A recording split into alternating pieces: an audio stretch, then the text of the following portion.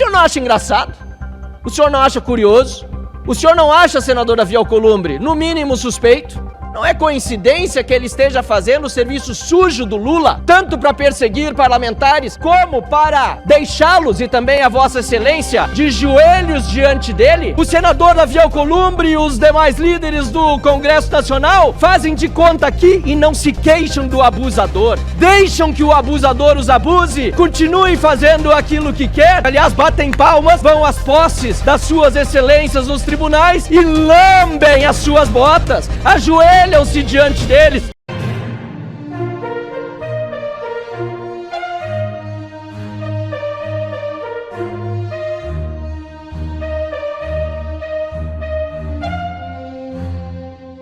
Flávio Bolsonaro afirma que Lula está aparelhando o STM. Isso mesmo.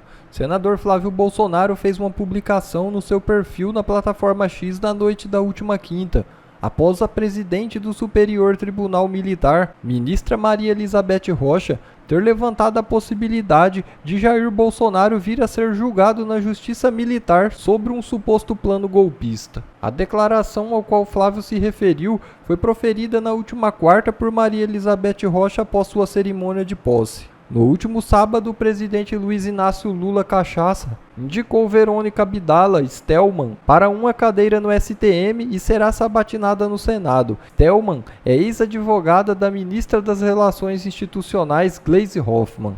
Por aí você vê o caminho que está tomando o Exército.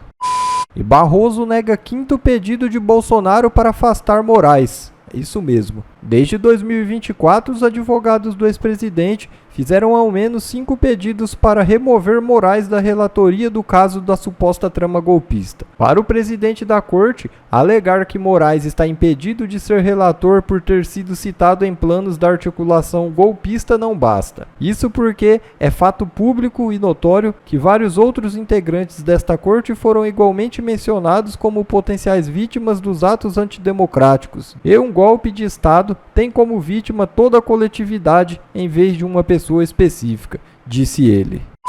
Bomba! Alcolumbre repassa 15 milhões em emendas à ONG ligada a seu assessor. É isso mesmo.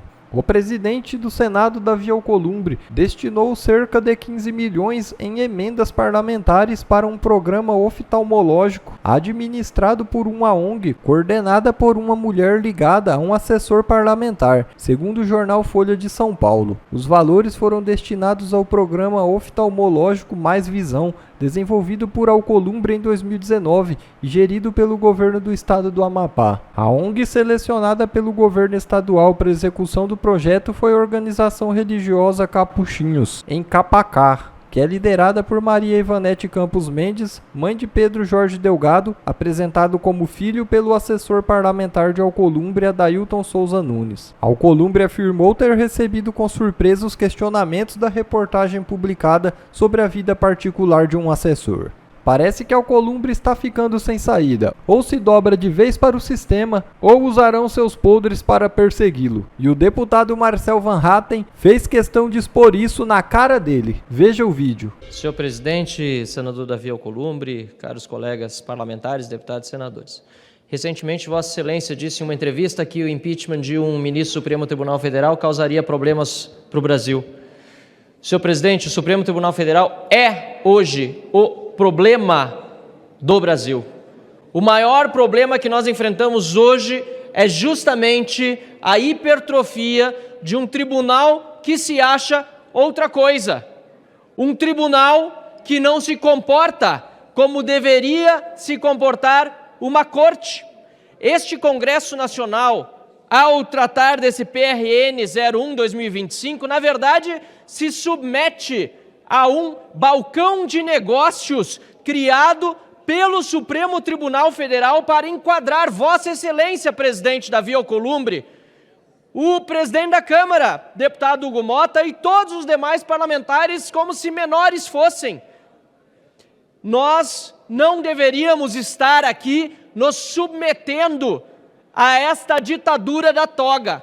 Não obstante, aceitamos, não eu, mas o conjunto dos parlamentares que representam os líderes desta casa, que propõem um projeto desse, nós, como poder, nos submetemos a ser um subpoder de um hiperpoder, que é o Supremo Tribunal Federal. Por isso, peço a Vossa Excelência que reconsidere a manifestação feita à imprensa e que trate de colocar em pauta um dos inúmeros pedidos de impeachment de ministros do Supremo Tribunal Federal, pois eles estão humilhando Vossa Excelência, eles estão humilhando cada um dos deputados e senadores aqui, e eles estão torturando brasileiros que hoje estão enfrentando todo tipo de injustiça, perseguidos políticos que são. Senador Omar Aziz, tem que acabar isso no Brasil. O que nós estamos vendo como pessoas que há mais de 2 anos estão presas, pessoas com tornozeleira eletrônica, pessoas torturadas, colocadas em solitária, pessoas que estão enfrentando todo tipo de abuso judicial sem o devido processo, graças à omissão do Senado da República. A verdade, senador Marcos Pontes, senadora Damares, que nos dão a honra da presença nessa sessão do Congresso Nacional, a verdade é que sei que Vossa Excelência são exceções, mas a verdade é que o Senado é o grande culpado, pela situação que vive o nosso país. E tudo por quê? Por dinheiros. Tudo por quê? Tudo por quê? Por emendas parlamentares. Peço, senhor presidente, se me agregue o tempo de líder do Novo para que eu possa concluir a minha fala. Tudo por quê?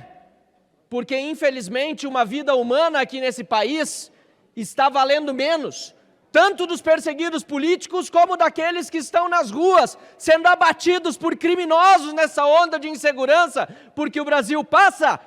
As vidas dos brasileiros valem menos do que os negócios que se fazem aqui nesta Casa Legislativa, a começar pelo Senado da República, mas infelizmente também incluindo-se a Câmara dos Deputados.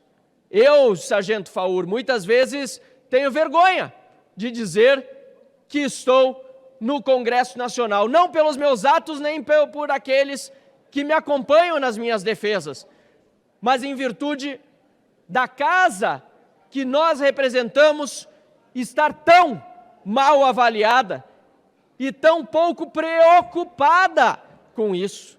Porque uma coisa é o Congresso Nacional ser mal visto, outra coisa é aqueles que o compõem não quererem que ele seja bem visto, não trabalharem para que o Congresso Nacional tenha a reputação que o povo brasileiro, que este Congresso representa, merece.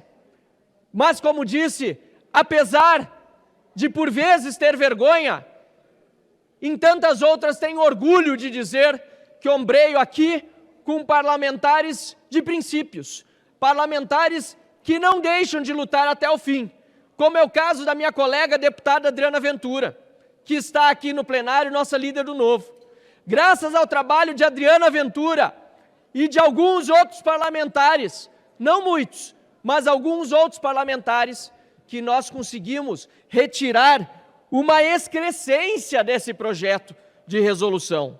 Queria esse projeto a criação de uma nova estrutura administrativa no âmbito do Congresso Nacional, com o objetivo de censurar os trabalhos técnicos realizados pelas consultorias de orçamento, tanto da nossa Câmara dos Deputados, como do Senado da República.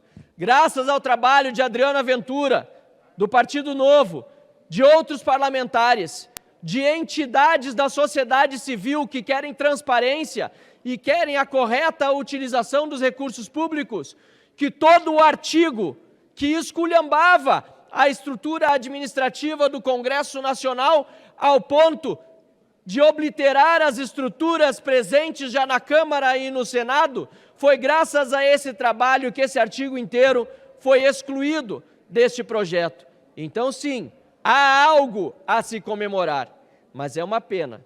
É uma pena, senhor presidente, senador Davi Alcolumbre, é uma pena que este Senado da República e esta Câmara dos Deputados, ou seja, este Congresso Nacional, esteja hoje ajoelhado diante do Supremo Tribunal Federal. O Supremo Tribunal Federal tem um líder do governo Lula, Flávio Dino.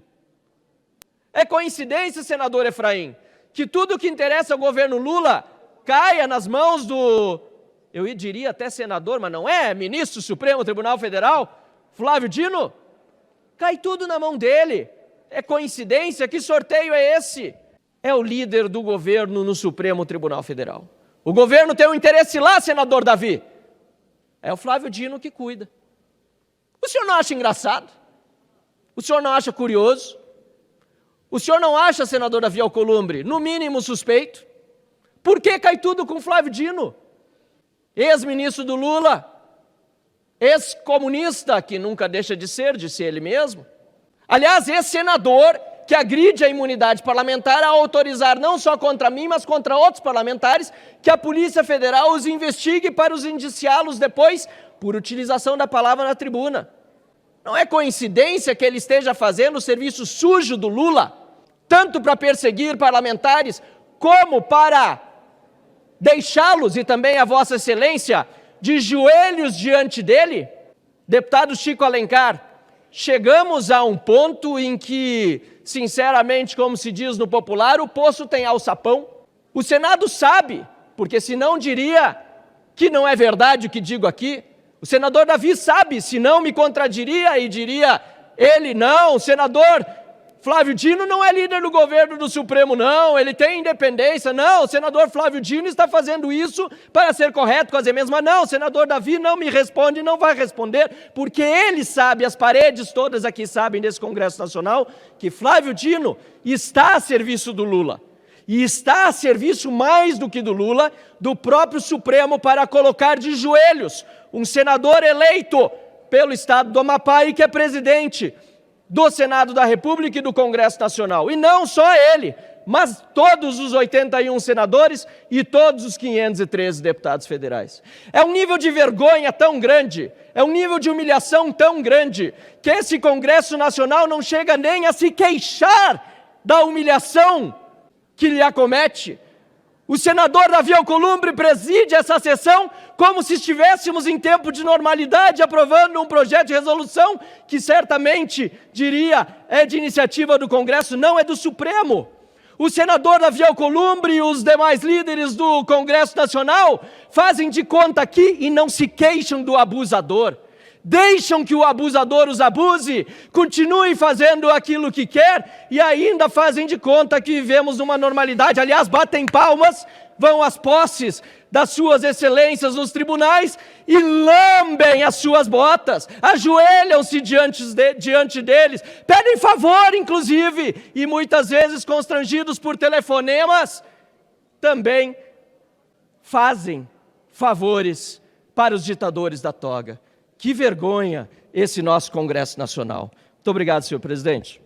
Isso aqui vai trazer para você um gostinho de esperança nesse restinho de semana. E é realmente urgente.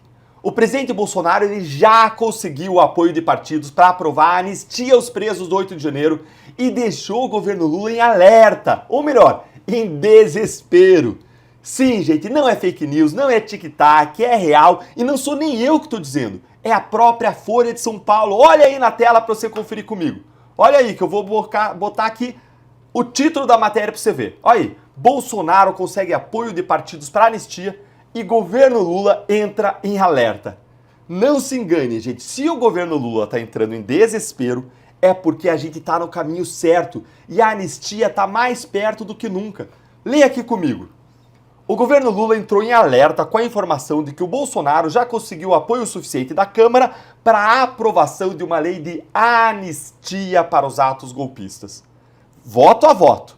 O projeto precisa ser aprovado por 257 dos 513 parlamentares para virar lei. Lideranças do PT estão fazendo cálculos de que o número já foi alcançado. Gente, isso aqui é realmente incrível. E é uma amostra da força do capital político do Bolsonaro, também da direita, da articulação política que tem sido feita nos últimos tempos para conter os abusos do STF e para salvar os presos políticos 8 de janeiro. É uma amostra da sua força, de você que acompanha e mais do que assiste nossos vídeos, curte e compartilha para que mais gente se una a essa comunidade que luta por transformação. E tudo está acontecendo bem debaixo do nariz de Lula. E aí o Bolsonaro, com toda a perseguição que vem sofrendo no STF, ele conseguiu os votos para anistia aos presos do 8 de janeiro. E a gente já sabe que o presidente da Câmara, Hugo Motta, que ele foi eleito com o apoio do Bolsonaro, ele é favorável aí, de certa forma, a essa pauta. Deltan, como é que você sabe disso? Porque ele mesmo já disse em entrevistas, em declarações logo depois que ele foi eleito, que nem ele acha justas as penas que os presos políticos do 8 de janeiro estão e vêm sofrendo. Antes de a gente continuar, deixa eu perguntar uma coisa para você. Essa notícia trouxe para você um gostinho de esperança? Trouxe felicidade, alegria, como trouxe para mim? Se sim, curte aí com força o vídeo para que mais pessoas recebam essas boas novas e segue aqui comigo, porque apesar da novidade ser muito boa, a gente ainda tem muito trabalho a fazer. Não dá para parar agora. Olha aí. Apoiadores de Bolsonaro afirmaram à coluna, no entanto, que a luta deles continua, já que ainda não tem certeza absoluta de que conseguiriam hoje aprovar a matéria com larga margem de segurança. Parlamentares bolsonaristas dizem que a meta é amarrar o apoio de 280 deputados para que a proposta seja referendada mesmo com traições de última hora. Traições, já vou entrar nisso aqui. Mas a maioria estaria próxima. Eles teriam hoje 287 votos. Faltam, portanto, 20 para chegar ao piso mínimo. Aqui a gente tem que considerar o fator STF.